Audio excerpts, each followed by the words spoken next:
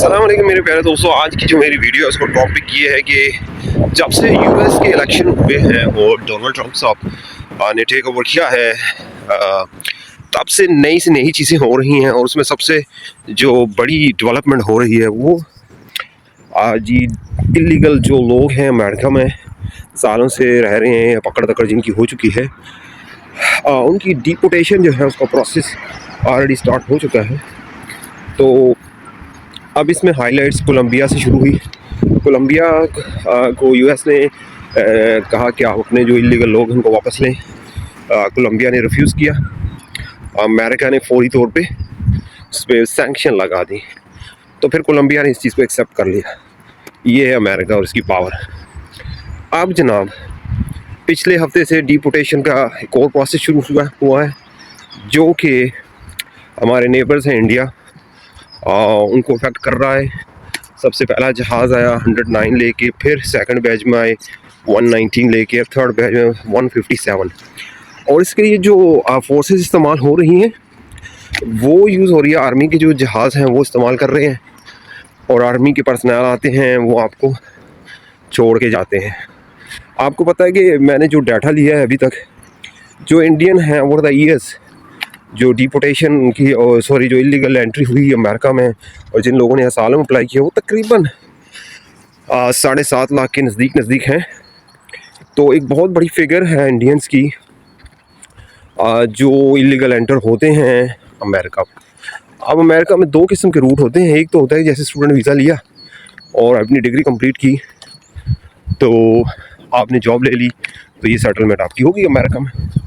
दूसरा रास्ता है वो है इलीगल तरीका, इसे डोंकी कहते हैं। तकरीबन 50 लाख के करीब इस पर ख़र्चा आता है और एक इसका बाकायदा एक नेटवर्क है जो आपको इंडिया से लेके जाता है अंटिल अमेरिका तक पहुंचाता है। तो इसमें सारे प्रोसेस में तकरीबन इनके 50 लाख का ख़र्चा आता है। एक पूरा एक नेटवर्क है इसमें, ठीक है। तो वो आपको लेके जाता है, अमेरिका में एंट्री करवाता है, फिर आप असालम अप्लाई करते हो, ओवर द ईयर्स सेटल होते हो नहीं होते हो। इसकी इंस्पिरेशन जो है ना, ज़्यादा जो चंद लोग जाते हैं इलीगल एंटर होते हैं तो वो उनको अगर वहाँ पे सेटलमेंट मिल जाती है तो वही चीज़ दिखाते हैं, दूसरे लोगों को वीडियो बना के बताते हैं कि देखें जी हमने इस तरह ये सारा प्रोसेस किया, अभी हम बड़े सेटल हैं, बहुत सक्सेसफुल हैं। तो उनको देखते देखते दूसरे लोग भी वही ट्राई करते हैं। और इंडिया में एक ख़ास स्टेट है जिसका नाम है पंजाब। पंजाबीज़ जो हैं वो इसमें मास्टरमाइंड हैं। ये सारी इलीगल जितनी भी इलीगल है एंट्री होती है इन मुल्कों में तो उसके मास्टरमाइंड हैं ये। और इसलिए पहला जहाज़ जो लैंड किया वो भी पंजाब में ही लैंड किया क्योंकि मेजॉरिटी ऑफ द पीपल जो है वहीं से हैं, बिलोंग करते हैं। अभी प्राइम मिनिस्टर मोदी साहब भी हैं अमेरिका में, डोनाल्ड ट्रंप से बातचीत कर रहे हैं, मगर डोनाल्ड ट्रंप ने इस बात पे उनको साफ बोल दिया कि भाई जो हम डिपोर्टेशन कर रहे हैं मेरी इलेक्शन की कैंपेन में जो मैंने प्रॉमिस किया था तो ये वही प्रॉमिस है और इसी का नतीजा है, ये इसी का रिज़ल्ट है। तो मैं इस चीज़ से बैक नहीं हो सकता क्योंकि मैंने अपनी आवाम से इस चीज़ का वोट लिया है। तो इलीगल डिपोर्टेशन जो आप लोगों ने इस तरह करते हैं उसका रिज़ल्ट फिर जो है वो ऐसे ही आता है। तो मोदी साहब क्या कर सकते हैं अब इस बारे में? इसमें अब मेजर जो डिपोर्टेशन होगी वो मैक्सिको की होगी, कोलंबिया की होगी, ब्राज़ीलियन की होगी और एशिया की बात करें तो सबसे ज़्यादा इंडियंस की होगी। डिपोर्टेशन बहुत लोगों को पकड़ा हुआ है और ये इसको देखते देखते अभी यूके की पार्लियामेंट में भी डिस्कशन शुरू हो चुकी है कि रादर देन आप प्राइवेट जो जेट कमर्शियल हैं उनको यूज़ करते हैं, अभी एक नया तरीका निकालते हैं, वो आर्मी का आप जेट लें, उसमें बैठाएं और उनको छोड़ गए उसके मुल्क से। और अगर कोई मुल्क इनको एक्सेप्ट नहीं करता, जो कि होता यही है क्योंकि ये जो लोग इलीगल दाखिल होते हैं ये अपनी आईडीज़ वगैरह उसको साथ लेके नहीं जाते, तो ये साबित करना बहुत मुश्किल होता है कि भाई जो बंदा है ये कहाँ का है और इसकी एम्बेसी जो है इसको डॉक्यूमेंट इशू करती है नहीं करती है। तो ये बहुत सी चीज़ें होती हैं। तो इस चीज़ को देखते हुए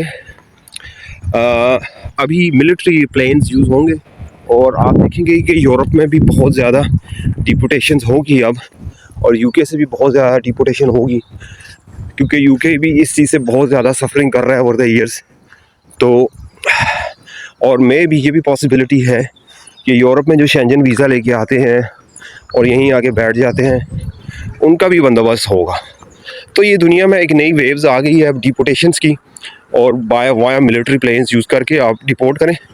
और अगर कोई कंट्री आपको नहीं एक्सेप्ट करता इस चीज़ को, तो उसके मुल्क पे इकोनॉमिक सैंक्शन लगा दें, वो खुद ही मान जाएगा। तो ये है जी पहेली, आज अब इसको सुलझाना है। अभी इस चीज़ को देखते हुए जो लोग हैं इसके जो पीपल स्मगलर जिसे आप कहते हैं, पीपल स्मगलर्स, आहिस्ता आहिस्ता अब उनका नेटवर्क भी ख़त्म हो जाएगा, क्योंकि जब उनके पास सप्लाई नहीं आएगी, उनकी डिमांड ही नहीं होगी, तो कौन उनको पूछेगा। तो ये एक बहुत बड़ा नेटवर्क होता है। आपने खबरों में सुना होगा, पिछले साल ही एक जहाज़ उड़ता है दुबई से और जाके फ्रांस में टेक्निकल इशू की वजह से रुकता है। तो जब पता चलता है कि 365 पैसेंजर हैं, उसमें से क्रू के अलावा सारे ही इंडियंस हैं, और उसमें इसके अलावा 18 पैसेंजर ऐसे हैं जो कि माइनर हैं और उनके पेरेंट्स भी उनके साथ नहीं हैं। तो इससे अंदाज़ा आप लगा लें कि किस लेवल की जो है वो इलीगल जो एंट्रीज़ होती हैं अमेरिका में। और वो जहाज़ यूरुग्वे में जा रहा था, फ्रांस में रुका, और फ्रांस ने वापस सारे लोगों को डिपोर्ट कर दिया इंडिया में। चंद लोगों ने फ्रांस में ही असालम ले लिया, तो वो जहाज़ जो है अमेरिका की तरफ नहीं गया। तो ये है सूरत हाल। जो लोग एंटर होते हैं, तो बाकी मैक्सिको से तो होते ही रहते हैं। तो भाई इस चीज़ को रोकने का यही स्टांस है कि डिस्करेज करें आप ये जो पीपल स्मगलर्स जिनको कहते हैं, जो लोगों का 50-50 लाख लेते हैं और वो लोगों को ले जाते हैं सुहाने ख्वाब दिखा के कि आप यूरोप या अमेरिका में जाएंगे। तो भाई आप इस तरह जा सकते हैं इलीगल। आप ये मुझे बात बताएं, आपका घर हो, कोई बंदा अगर खिड़की तोड़ के आएगा, तो भाई आप क्या उसको वेलकम करेंगे? कभी भी नहीं। ये भी ऐसे ही है कि आप किसी मुल्क में दाखिल होते हैं और उसको बताते नहीं भाई मैं दाखिल हो रहा हूँ, छुप के या किसी तरीके से भी आप दाखिल तो हो जाते हैं, मगर उस मुल्क की अथॉरिटीज़ को पता नहीं होता कि आप उनके मुल्क के अंदर आ चुके हैं। तो ये है जी मसला घर में दाखिल होने का या किसी मुल्क में दाखिल होने का। बात तो एक ही है, कान जिधर से भी पकड़ ले, हाथ में कान ही आएगा। तो इसलिए जो बेहतर है वो यही है कि आपके पास अगर इतनी बड़ी अमाउंट है 50 लाख 60 लाख की, तो आप उससे या तो बिज़नेस कर लें या प्रॉपर थ्रू चैनल जो होता है आपका, आप स्टूडेंट जाएं, वर्क परमिट लें। और अगर नहीं ले सकते तो भाई ज़िंदगी तो दुनिया के हर मुल्क में है, अपनी ज़िंदगी वहीं पे गुजारें जहां आप गुजार रहे हैं। अपनी ज़िंदगी को इतना बड़ा रिस्क क्यों लेते हैं आप कि जिसमें आपकी लाइफ सारी स्टेक पे चली जाए। तो आपने अपने आप को इन मुश्किलात में नहीं डालना। अगर आपकी ज़िंदगी अल्लाह पाक ने लिखी है तो आप एक ना एक दिन चले जाएंगे, और अगर नहीं लिखी हुई तो फिर आप कभी भी नहीं जा सकेंगे। ये है मेरी आज की वीडियो, और उम्मीद है कि आप लोगों को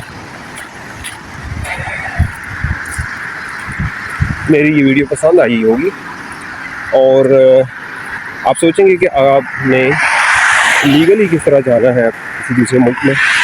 अपनी प्रोफाइल को स्ट्रॉन्ग करके आप जा सकते हैं आराम से। अगर 50-60 लाख रुपए आपके पास है तो ये मुल्क आपको इज्जत दे देंगे ऐसे भी। तो हमेशा लीगल ही रास्ता अपनाएं, वरना अपने मुल्क में ही रहना। इजाज़त चाहता हूँ, अल्लाह हाफ़िज़।